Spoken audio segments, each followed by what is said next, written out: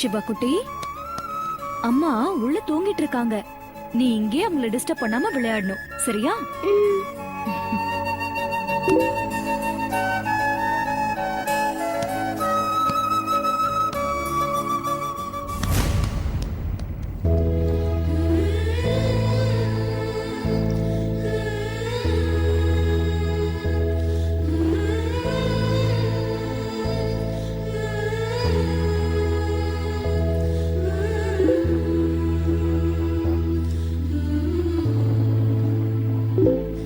Sir, sir, coffee.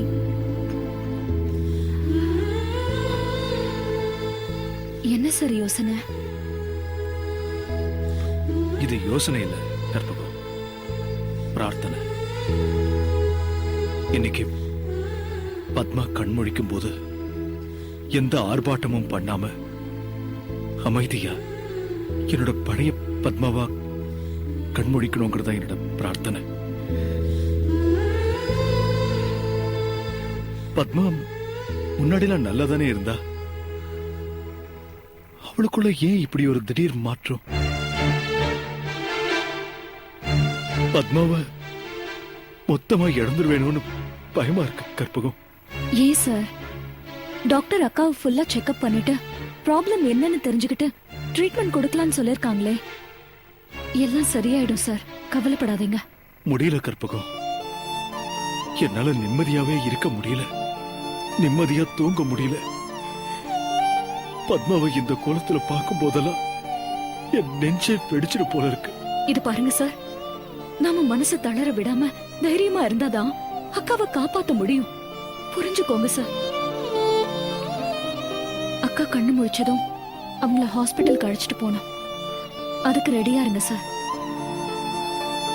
பத்மாவை எப்படி ஹாஸ்பிட்டலுக்கு அழைச்சிட்டு போறதுன்னே எனக்கு தெரியல. அவ கண் முடிச்சா என்ன பண்ணுவா ஏது பண்ணுவான்னு நினைச்சாவே பயமா இருக்கு கற்பகம். அக்கா எப்படி நடந்துக்கிட்டாலும் எப்படியாவது நம்ம அக்காவை ஹாஸ்பிட்டலுக்கு கூட்டிட்டு போய் தான் ஆகணும். நீங்க காஃபி குடிச்சிட்டு ரெடியா இருங்க சார்.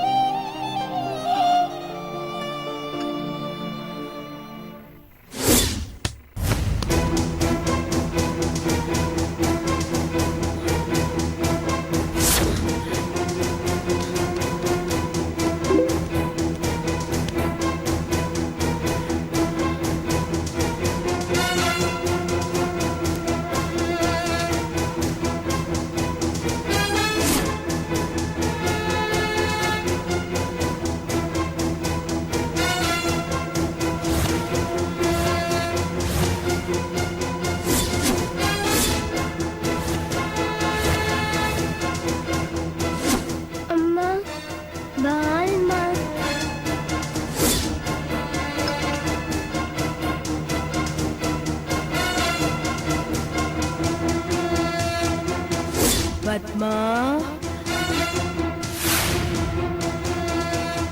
பத்மா, என்ன பத்மா, என்ன பாக்குற? யார் நீ? எதுக்கு என்ன கூப்பிடுற? உனக்கு நல்லது செய்யதான் கூப்பிடுற. எனக்கு என்ன நல்லது செய்ய போற? சொல்லு.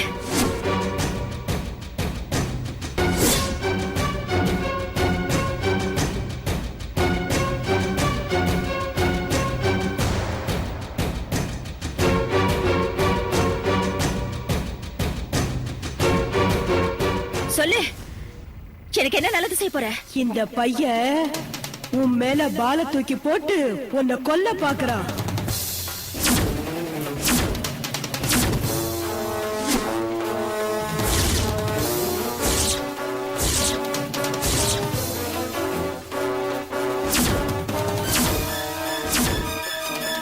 போ, அவனை போய் கொல்லு, போ.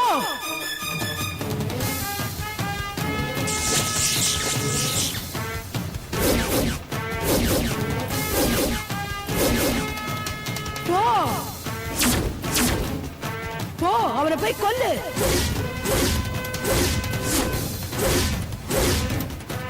போ, அவனை போய் கொல்லு. போ, அவனை போய் கொல்லு.